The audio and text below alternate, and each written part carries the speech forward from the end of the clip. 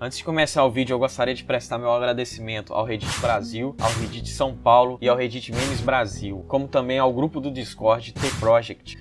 Graças a esses Reddits e principalmente ao grupo do Discord T-Project, meu vídeo conseguiu bater muita visualização. Meu canal, que era bem underground, ele conseguiu ser visto por mais públicos. E esse ser visto por mais públicos foi justamente para um público em específico que eu tinha preparado os últimos minutos do meu vídeo anterior. E graças a isto, eu consegui cumprir meu propósito no meu vídeo passado. Muito obrigado. E bom, vamos direto ao assunto do vídeo, que é sobre lobotomia e o passado obscuro da psiquiatria.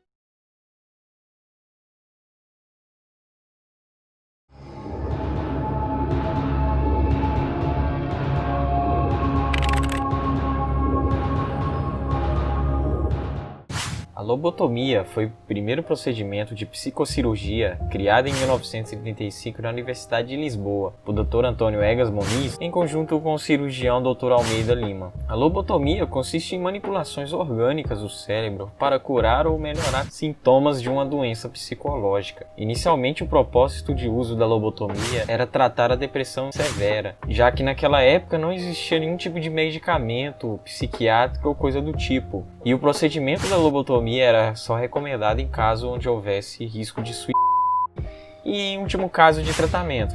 O procedimento de lobotomia também era utilizado como forma de tratar psicose violenta, já que quando oferecia risco de morte para o paciente e para outros, a lobotomia era aplicada, e era apenas nesse caso mesmo.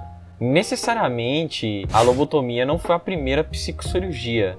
De fato, a humanidade já tentou realizar algo similar há muito tempo. Na era medieval existia um procedimento chamado trepanação, que consistia em basicamente perfurar o crânio do paciente a fim de curar a loucura, dor de cabeça e certos tipos de doença. O paciente então acabava morrendo no procedimento, já que o crânio não era devidamente fechado. A lobotomia quase sempre resultava em um efeito colateral, onde o paciente obtinha convulsões, neuroses, sofrimento mental, ou acabava deixando o paciente em estado vegetativo ou permanentemente incapaz. Na melhor e rara das hipóteses, o procedimento funcionava, que na maioria dos casos não. Por isto, o criador do procedimento só recomendou o uso em casos extremos. A lobotomia então não ia durar muito de fato, se não fosse por uma pessoa.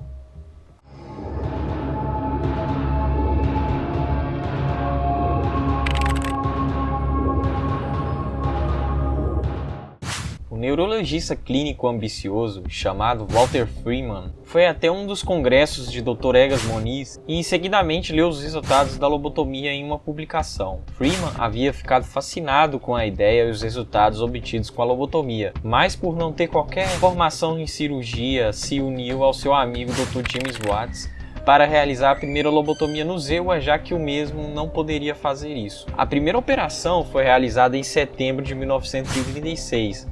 Foi realizada uma craniotomia numa sala de operações para fazer a lobotomia. A craniotomia consiste em retirar temporariamente uma parte do osso do crânio para acessar o cérebro, para em seguida poder realizar a lobotomia com segurança.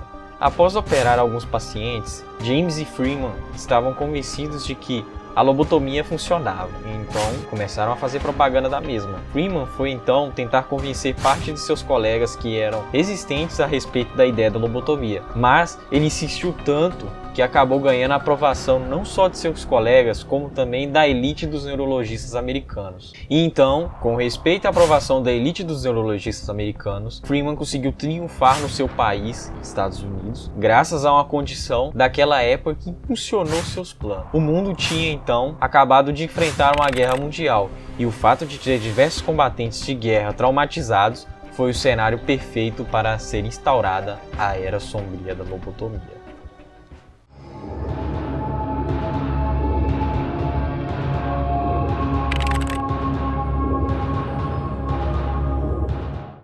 Freeman não estava contente com a demora do procedimento de lobotomia e também com a complexidade do procedimento. Ele estava à procura de uma forma mais rápida e que não precisasse de ter alguém formado em cirurgia para realizar o procedimento e nem que seja necessário de ter uma sala de cirurgia. Foi então que, depois de pesquisar, ele descobriu que um italiano neurologista, Fiamberti, em 1937, havia encontrado uma forma de acessar o córtex pré-frontal através da órbita ocular.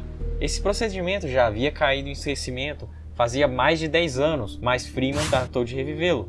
O procedimento consistia em acessar o córtex pré-frontal através dos cantos da órbita ocular com uma espécie de agulha, ao qual Freeman adaptou para um picador de gelo com o auxílio de um martelo de borracha para com isso conseguir acessar o tecido cerebral.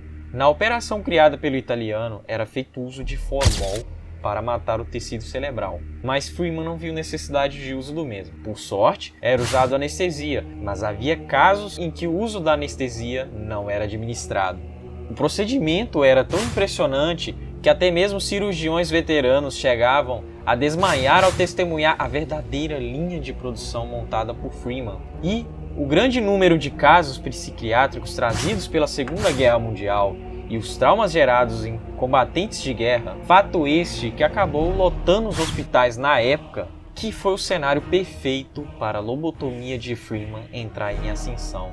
Foi então que sua lobotomia, que era um procedimento barato, custando apenas $250 para cada paciente, contra uma operação padrão de lobotomia de $35 mil ou até mais, começou a triunfar. E ao todo, entre 1939 e 1951, mais de 18 mil lobotomias foram realizadas nos Estados Unidos. Neste ponto, o procedimento original de lobotomia havia caído em desuso, já que a lobotomia de Freeman era muito mais barata e mais usual e mais fácil. Inclusive, a lobotomia de Freeman era endeusada, tal como um santo remédio. Com o sucesso de sua lobotomia, Freeman iniciou uma campanha indo de hospital em hospital psiquiátrico ao longo dos Estados Unidos, em sua carrinha nomeada de lobotomóvel. Em uma de suas campanhas, houve um acidente durante uma de suas operações, onde o picador de gelo quebrou dentro do crânio de um paciente. Como resultado, Freeman decidiu criar uma ferramenta mais adequada ao invés do picador de gelo. A lobotomia de Freeman fez tanto sucesso que seu procedimento foi usado na irmã do ex-presidente John Kennedy, Rosemary Kennedy, e o resultado foi catastrófico. Rosemary ficou permanentemente incapaz, mas para os psiquiatras da época, ataques de raiva, surtos, convulsões, coma crônico e afins eram apenas efeitos colaterais do tratamento e não causa da lobotomia. Com a lobotomia se tornando cada vez mais banal, qualquer cirurgião ou médico naquela época poderia realizar um procedimento de lobotomia sem um exame psiquiátrico prévio do paciente, só por puro achismo, já que não havia outra forma de tratar uma doença mental naquele período. A lobotomia de Freeman era mais propaganda que resultados. Ele arrumou inclusive fotos de antes e depois da lobotomia para poder convencer ainda mais que o procedimento era um milagre. No fundo mesmo, era só um tiro no escuro.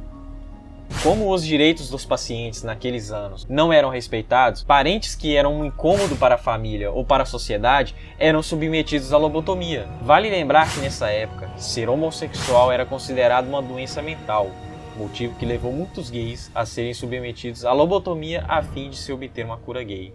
No Japão, então, a coisa era crítica, já que, por lá, crianças com problemas de conduta e desempenho escolar baixo eram submetidas a este cruel procedimento psicocirúrgico. Em 1949, o que já era pior se tornou um inferno. Dr. Egas Moniz havia recebido um prêmio Nobel de Medicina e Fisiologia pela criação da lobotomia e sua contribuição. Isso foi um prato cheio para Freeman triunfar a passos largos, já que nos 3 anos seguintes do prêmio Nobel foram realizadas mais lobotomias que nos anos anteriores. Então, depois de tantos sofrimentos e equívocos, eis que surge uma luz no fim do túnel.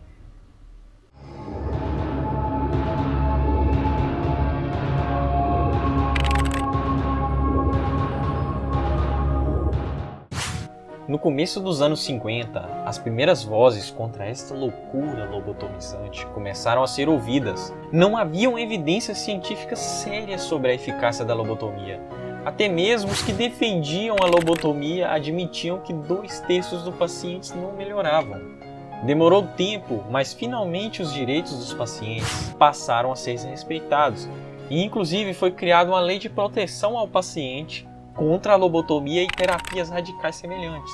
E isso incluía até mesmo os prisioneiros que naquela época eram obrigados a passar pelo procedimento em troca da liberdade. No final de tudo, com a criação dos medicamentos psiquiátricos, a lobotomia passou cada vez a cair em desuso e sua força se tornou cada vez mais fraca, ao ponto de ela ter se tornado um tratamento experimental sujeito a muitas restrições e salvaguarduras em relação aos direitos dos pacientes.